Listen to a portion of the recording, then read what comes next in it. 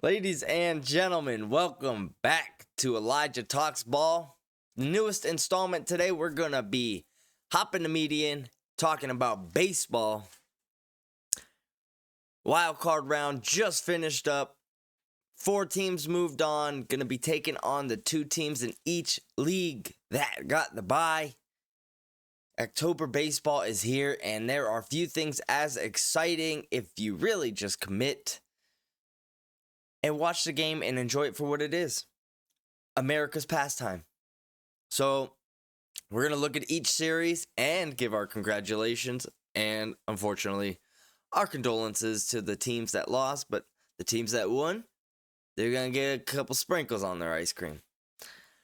So like and subscribe. Comment down below who you're pulling for to win the World Series and some players you want to see have some big key moments. So without further ado, let's jump on in.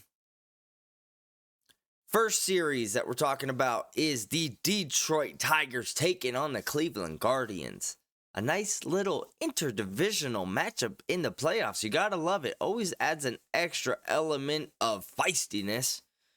You know these teams super well. You have a built-in rivalry, and now everything's on the line. Win or go home. Detroit sweeps the Astros, which incredible that they made it to the playoffs. They started off the season so bad, and you did feel that this team was eventually going to figure it out, and boy did they. Partly because the Texas Rangers and Seattle Mariners forgot how to play baseball this year, which allowed the Astros to stick around and do what they do, which is make the playoffs. But this year, they get kicked out in the first round by the upstart Detroit Tigers. What an awesome story. Obviously, this team is led by Tarek Skubal, the lefty with a flamethrower attached to his body, nasty changeup, and a slider that makes White Castle look like McDonald's. Impressive pitcher. Very strong case that he's going to win the Cy Young. On offense, they got Riley Green. Has patrolled the outfield, a couple different positions. Kind of had a breakout year this year. You know, didn't hit for incredible power contact, but had the OPS in the 800s, which at any time, if you're going to be looking at your future prospects, having an OPS in the mid 800s, you'll take that all day. Extra base machine. Spencer Torkelson, maybe he can kind of recapture that form that he had last year.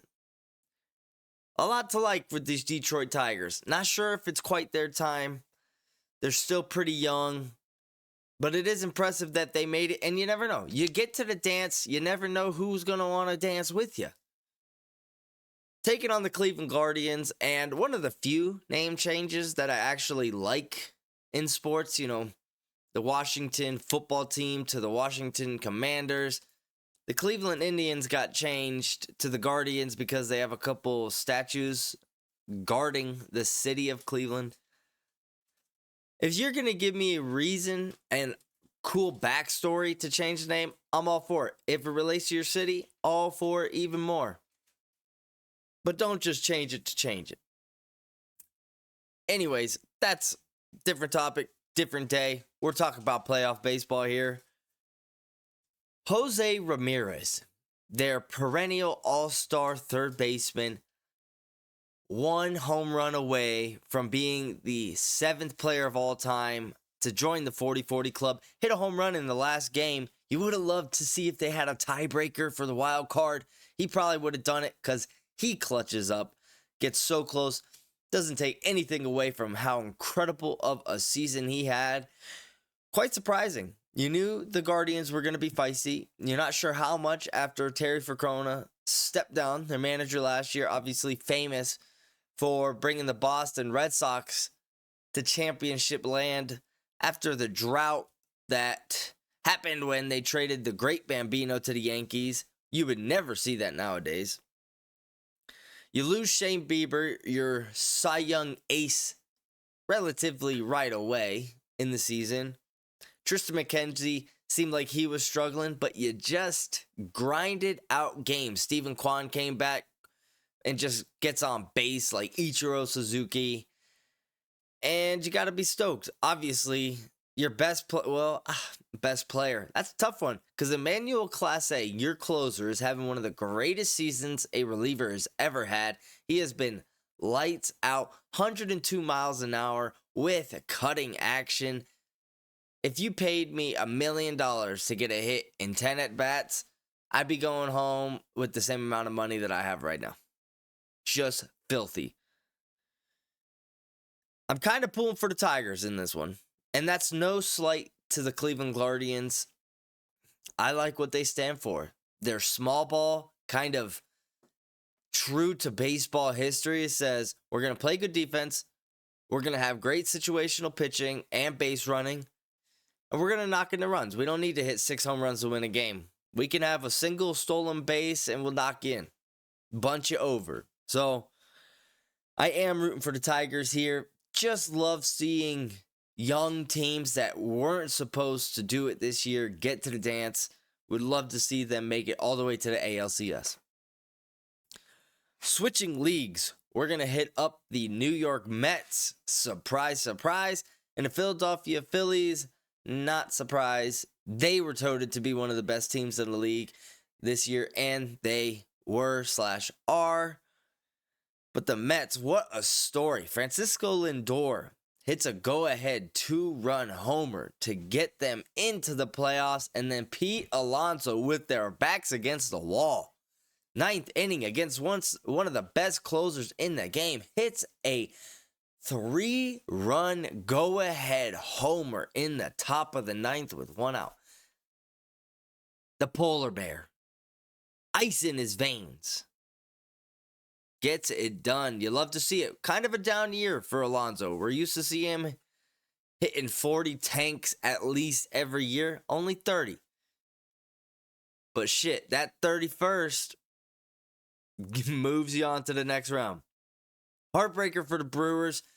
You really felt like this team, even though maybe not the star power that the Dodgers or the Phillies and the Padres have, this team had a blue-collar edge that just embodied what Milwaukee stands for, and you felt like they could really run with some of these bigger teams due to that mentality. And it just sucks when you see a player that of the caliber of Devin Williams, the aforementioned reliever for the Brewers that gave up the 3-run homer to Alonso. You always feel for a guy to let your team down in a moment like that. And I wouldn't say that he served it up for Pete, even though, 96 to the edge of the plate. That's really just a great job from Pete Alonso. Hitting the ball where the ball is pitched, taking it over the right field wall. Wall scraper, too. So, just kind of tough luck. Great hitting, not so much bad pitching.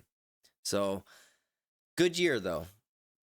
This was kind of your year, so to speak, to win that division, because you're obviously going to expect a jump in production from the Pirates with Paul Skeens and Jared Jones looking pretty damn good, especially Paul Skeens. I mean, there's an argument he's going to be the Cy Young in the NL.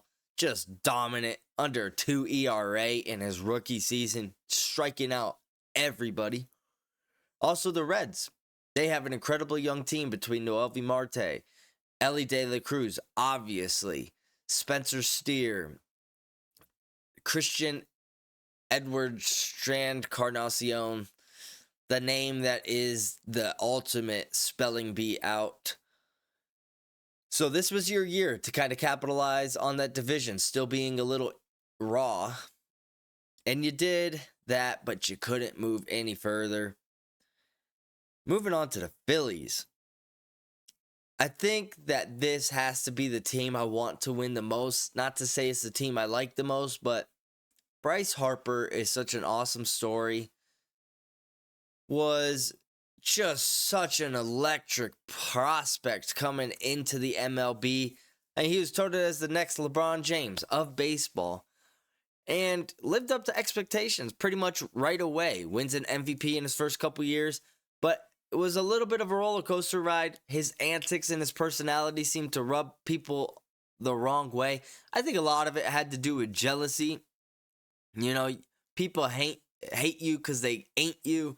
And Bryce Harper was getting all the attention, you know? And it's tough for a guy at that age to live up to that fiery attitude.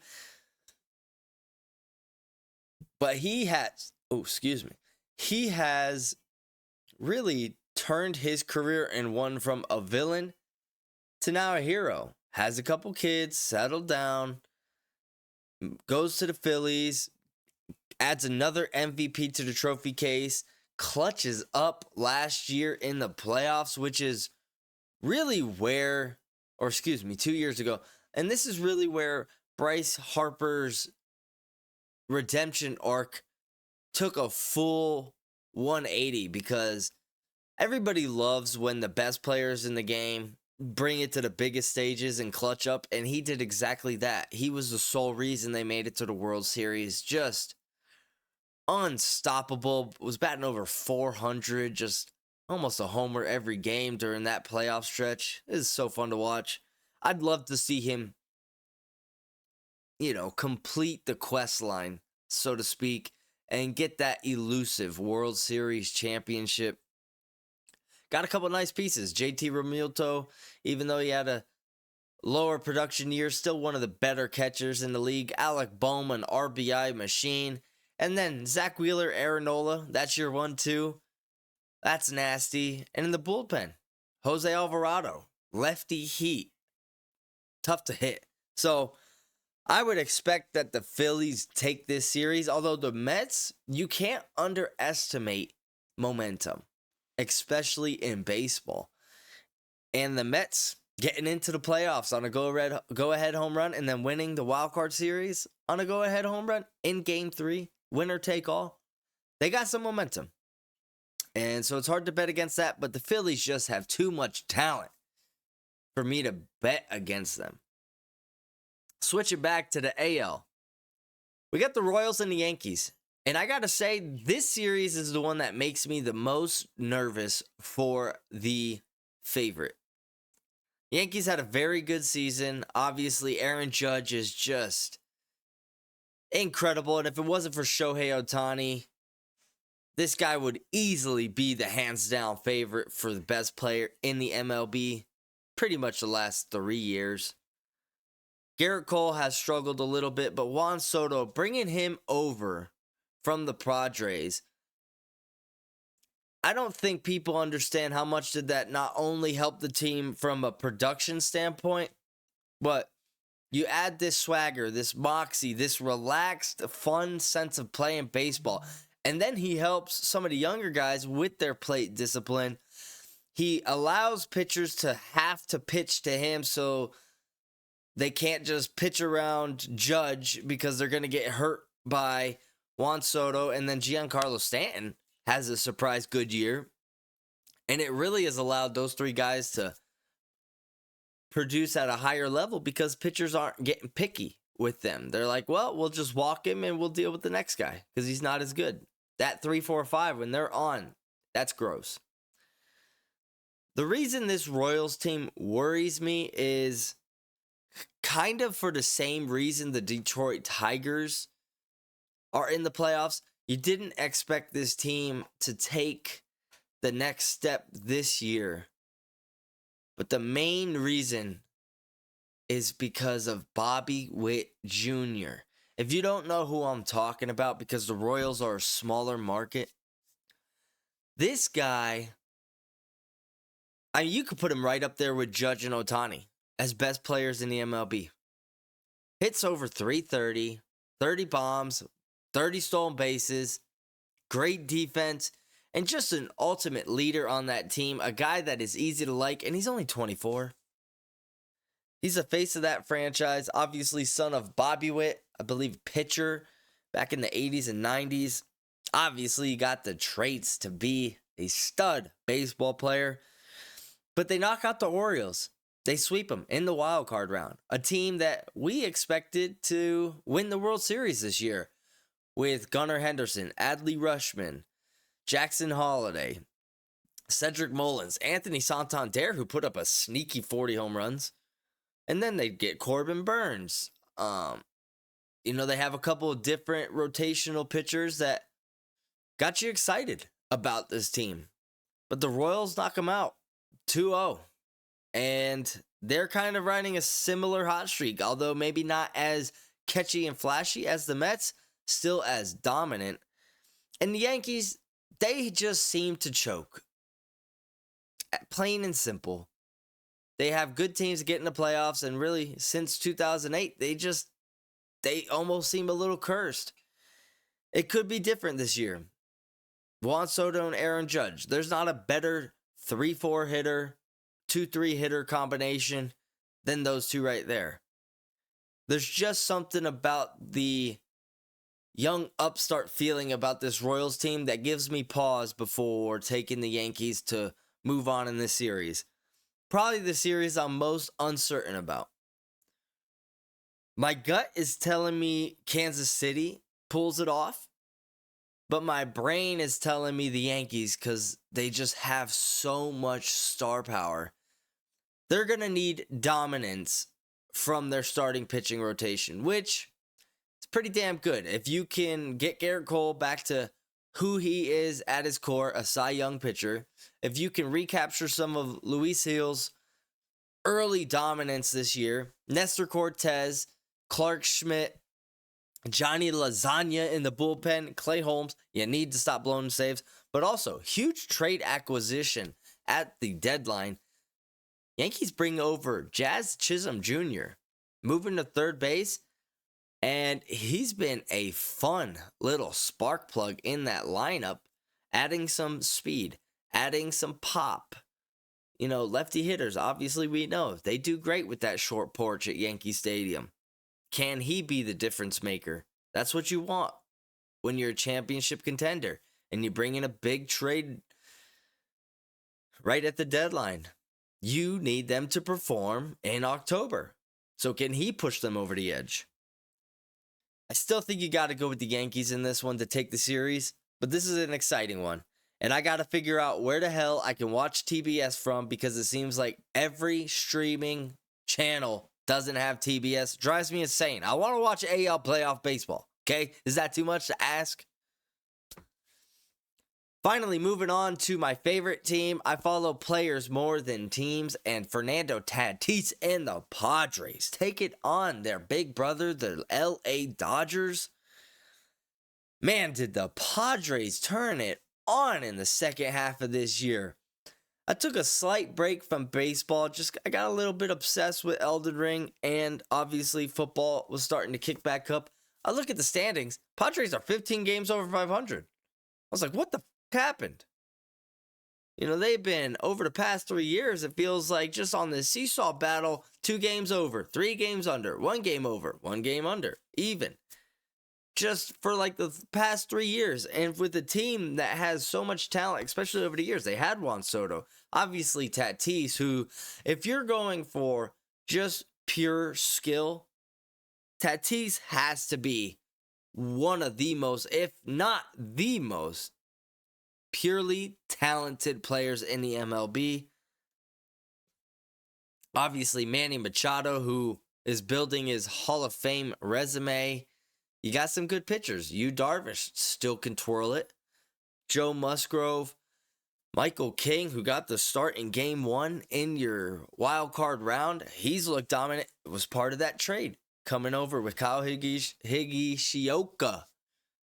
for Juan Soto. A lot of things to like on the Padres. Fernando Tatis has never played in front of a crowd during the baseball playoffs until last week.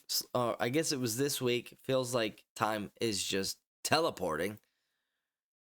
First game, first at bat in front of the home crowd, hits a 2-run bomb. Next game, goes 3 for 3 with a walk. This guy's made for the big lights, made for the big moments, and he's showing up. Would love for him to have a big series. He's a Dodger killer. Everybody remembers that 3-homer game he had against the Dodgers on the anniversary of his dad hitting 2 grand slams in the same inning. A thing that we'll probably never see ever again. Can he put the dagger in him? Gonna be tough.